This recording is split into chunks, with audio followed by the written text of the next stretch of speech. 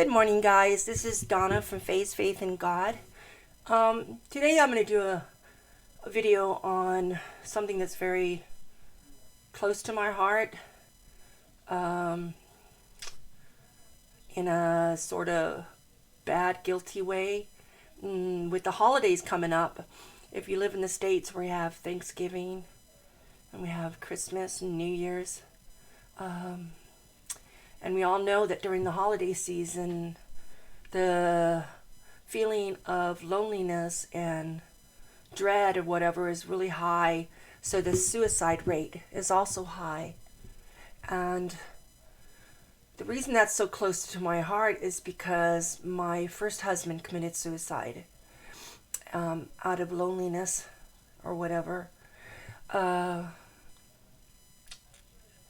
We were separated at the time, and I guess he couldn't handle it, and it had to do with the abuse reason that we were separated. He was verbally and physically and mentally abusive to me, and I just couldn't take it anymore because he started doing the abuse onto the children, and so therefore I left hoping he would change. I didn't want to leave him. I didn't want to divorce him.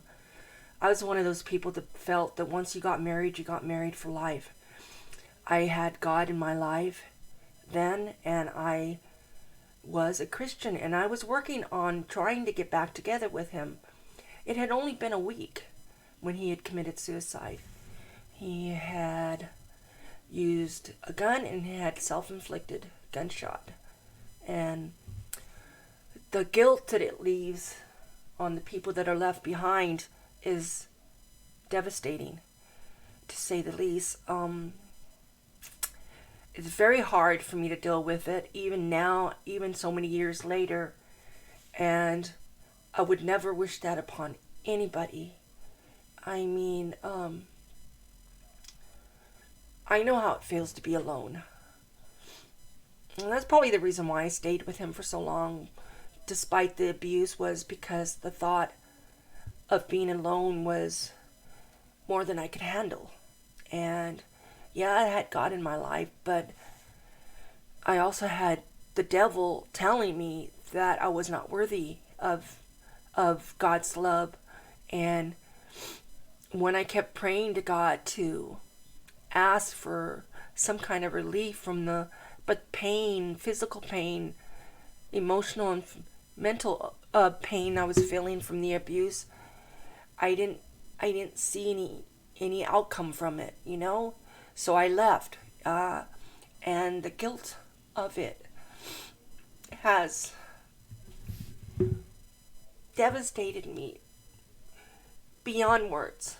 I'm still get physically sick and emotionally sick from the thought of maybe I should have said something, maybe I should have done something, maybe I should have stayed and just dealt with it, and maybe he would still be alive. I'm sorry, I have to pause the video a little bit. I can't stand it right now. Sorry. Anyway, being alone is a very devastating thing. And people who talk about suicide and say they want to kill themselves usually are just saying it because they want some kind of attention. I dealt with a lot of suicide hotlines wanting to help out after that, and one of the biggest things that they say is usually if somebody really wants to commit suicide, they don't talk about it. They just do it. The ones that are crying out for help are the ones that say that they're going to kill themselves. Those are the ones that can be saved. It's those ones that don't talk about it that you have to worry about it. They go through life with a smile on their face.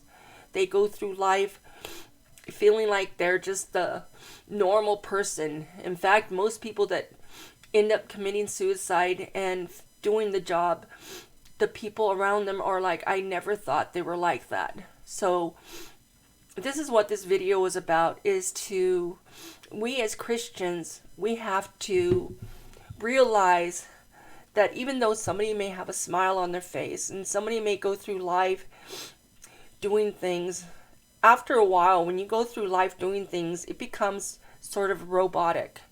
You do it and you don't even think about it. There's be times when I'll be watching a video and I'll have myself something to snack on, a bowl of chips, a bowl of whatever, and I'm snacking on it and I'm watching TV, and I become oblivious to me eating the food, because I'm just robotically putting it in my mouth, and before I know it, the bowl's empty. And I'm thinking to myself, how did I eat that? Well, that's kind of sort of how it is with life. We go through life when we do things so much day by day, going to work, going on the freeway, traveling. You're in the car, you're in this heavy duty traffic, and it's just spontaneous, and we just do things without even knowing about it. You cross somebody on the streets and you wave at them, or you say, how are you doing? And we just keep on going. We don't even stop to ask them and to listen to the reply. And this day and age, even more so, people are so, what's the word? I'm not even sure I can think of the word. They're so alienated from everybody else. We have cell phones, we have computers, we send emails instead of writing a letter, we text instead of calling. We don't visit people anymore because we can just pick up the phone and text them and find out how they're doing. Or send an email. We don't send those personal letters. I love getting letters in the mail from people, talking to, not just bills, but regular letters. Do you know how special that makes you feel to send a card, a Christmas card, just thinking of you card, just any kind of card that lets a person know that they're worthy, that somebody loves them. And that's the whole idea behind this video is with the holiday seasons especially. Go out there as Christians and show the Jesus that's in your life. Send a letter, a Christmas card, or a letter, or a personalized letter to somebody. If you stop and see somebody on the street and you ask how they are, stop and get their reply. Smile at them and bless them, and tell them that you hope that they have a good day. Just little tidbits, what makes a big difference. I decided that this holiday season, I am not going to make it so commercialized. Excuse me.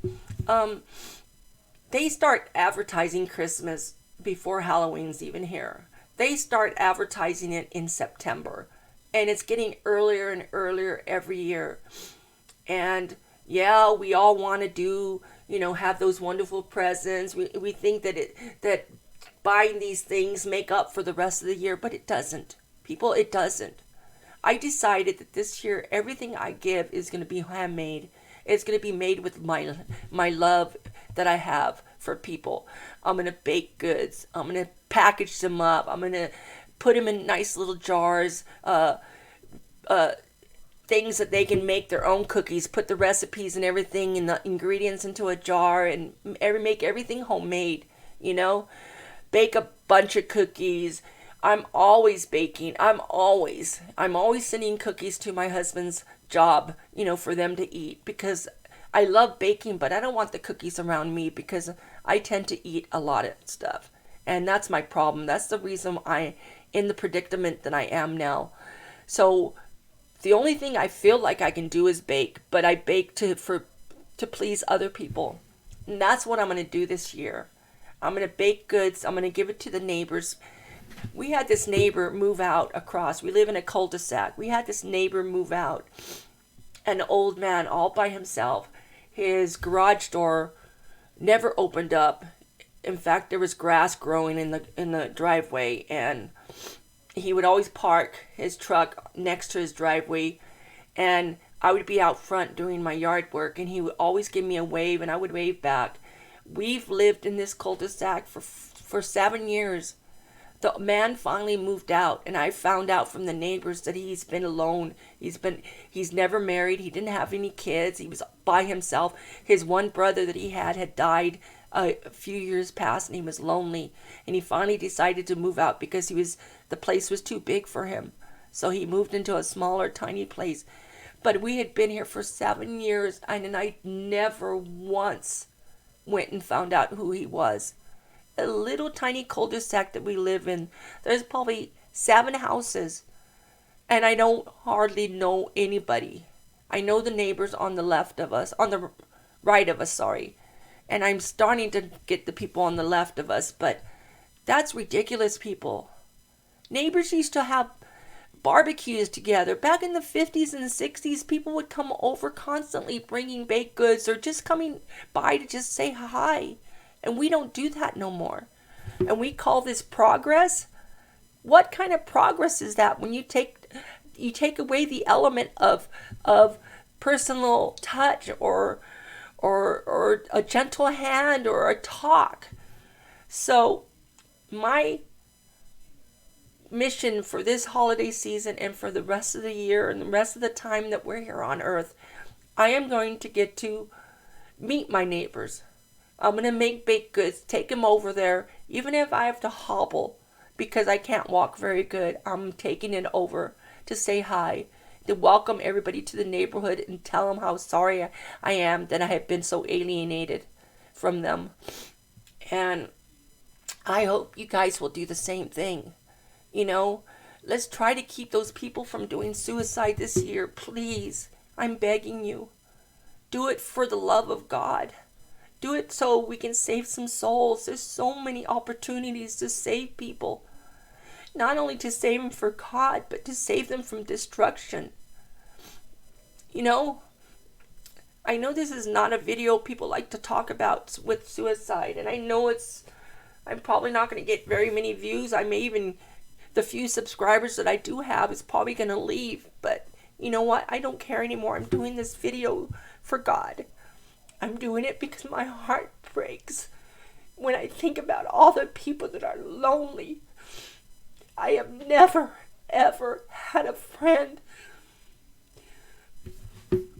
that I can honestly say that I had a friend.